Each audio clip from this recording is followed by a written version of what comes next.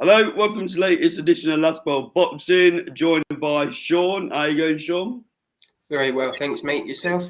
All good, thank you. So, on today's video, we're going to talk about Tyson Fury. Obviously, he's been in the news quite a bit. He's announced that he's coming back in April, and then the AJ fight is looking like September, as long as Turki Alashayk gets his checkbook out. So, what we're going to do on this video is talk about possible opponents. Now, I have been saying on this channel that I think it's Usyk, and I've been saying that for a while, Sean, haven't I, on the back of that original post that Fury put out. But there has been a little bit of a spanner thrown in the works with that one, hasn't there? With Usyk being quite public regarding wanting to fight Deontay Wilder. So, let me throw a few names out there, and then I'll let you come in and tell me whether you think it's viable or not. So what about Tyson Fury jumping in with the new world champion, Fabio Wardley? Yeah, I mean, I think it can definitely be a potential easy fight to make, both with Frank. So that's definitely an option, I'd say. And it would give him a bit more currency in terms of getting that Usyk fight if he's not in April, right? And it puts a world title on the line as well, should he win, when he fights AJ. Yeah, I think that's the big thing, really. Although it's a big fight, him and AJ, of course it is. I still think it probably needs a world title on the line. Am I doing Wardley a disservice here? But if I was Tyson Fury, looking at obviously where the belts are at the minute, he's the easiest one to pick off.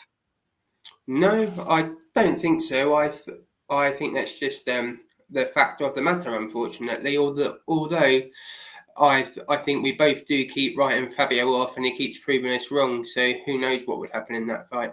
Yeah, he's a good guy though, because he hasn't held it against me. We've had a bit of a to and fro on social media, and it's all good, thank God. I have been writing him off since Nathan Gorman though, so I have got this one badly wrong.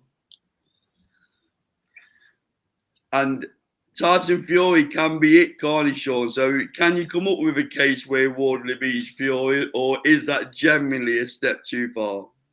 No, I don't think it is. When you think of guys like Ngannou put Fury over, and Fabio Wardley's obviously a much better boxer than Francis Ngannou, so I don't think it's out of the realms really that Wardley could beat Fury. So out of 10 then, in terms of possibility, where would you put Wardley as his fight in April? 5 or 6? Yeah, I'm going 7 or 8 because there's a world title on the line. Okay, moving on. What says that he jumps in with Moses Atuma to make a proper statement in the heavyweight division? Yeah, I can't see that happening. I think he said himself that he wouldn't fight him, hasn't he? So, especially with the carrot of AJ being the big sort of payoff to his career, I imagine. I don't think he'll want to fight anyone with any sort of jeopardy. And I think it's a big shout, but I think Moses will beat him at this stage. If he jumps in with Moses Atama though and got beat, would it necessarily harm the AJ fight? Well, I guess it wouldn't, but I think, in terms of boxing purists, shall we say, I don't think they're big on that fight anyway, Fury AJ at this stage. So I think that would detract them further if Fury was to lose. Yeah, just like if AJ don't walk through Jake Paul at the weekend, but we won't argue that point. Yeah. So Usyk then, what says about him jumping straight in with Usyk? He's put social media posts out there. They don't need to feel each other out because they've been in with each other a couple of times.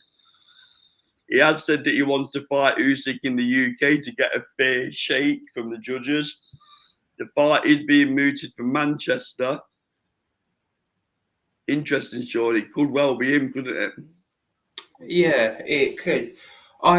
I think that's probably, again, a 5 out of 6 out of 10 if that fight was to happen. Him fighting in April, I don't think it will be against anyone substantial. Maybe someone like an Andy Ruiz, someone of that level. I think it'll be that echelon of fighter, given how long he's been out. And let's not forget, he's got previous to doing it, like when he fought in Belfast, when he fought guys like Otto Wallin and those type of guys. So there is previous for him to take a lower level fight before he has a big one. Yeah, to be fair though, he had a massive layoff before that one, didn't he? He was coming up a much more inactivity when he was fighting them sort of guys. Whereas what is it, a year since he fought? 18 months? Do the maths. Yeah. I think by the time April comes, it'll be pushing 2 years maybe. So Yeah. it'd be interesting to see what sort of level they go down. Of course, Frank's also got loads of heavyweights. You can put him in with Zhilei Zhang, someone like that. There's a long list of potential fighters. So who's your top three then, Sean? So just to bring the video to an end, if you had to put three possible opponents for April with the most likelihood of Fury picking them, who are you going for?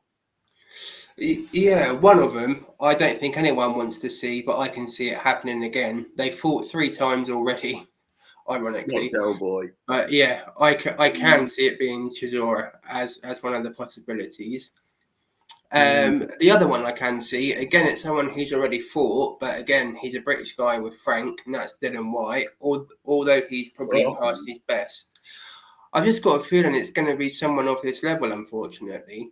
And the third one, I'll chuck Andy Ruiz in there for good measure, because I seem to like mentioning him in these videos. Okay, let me throw a couple of names in then. So I'm going left field here. So I'm going Lawrence Okola. I think he's a possible option. Desperate to make his mark at heavyweight division. I think he'll jump in with anyone. And it's a big enough name to hold water in Manchester, I think. Then I'm going Usyk because I can't come away from on social media posts. I know Tyson Fury is a bit of a wind-up when it comes to social media, but he did say April.